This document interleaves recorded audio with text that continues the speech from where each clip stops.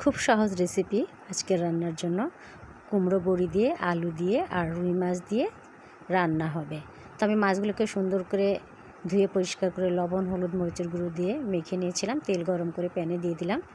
মাছগুলোকে সুন্দর করে একটু ভেজে নেব এপাশ ওপাশ করে, খুব বেশি কড়া করব না, হালকা ভাজবো।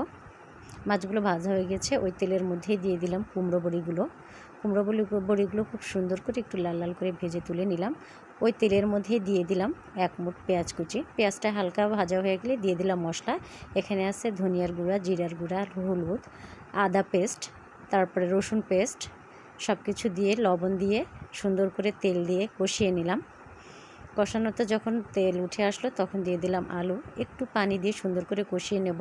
এটা মোটামুটি কষানোর জন্য এপাশ ওপাশ করে নেড়ে দিচ্ছি যেন পুড়ে না যায়, পুড়ে গেলে খেতে ভালো লাগবে না। আর এর সঙ্গে এখন কুমড়ো বড়িটাও দিয়ে দিলাম, ভেজে রাখা কুমড়ো বড়িটা এর সঙ্গে একটু কষিয়ে নিলে খুব সুন্দর সিদ্ধ হবে। এখন দিয়ে দিলাম ঝোল, কষানো শেষ, বলক আসা পর্যন্ত অপেক্ষা করছি। বলক চলে এসেছে দেখতেই পাচ্ছেন। দিয়ে দিলাম ভেজে রাখা মাছগুলো। এখন মাছগুলোকেও আমি একটু ঢেকে দিয়ে বলক আসার পরে একটু উল্টে পাল্টে দেবো যেন মাছের স্বাদটা ভালো মতো বের হয়, সব পাশে সুন্দর করে নরম হয়।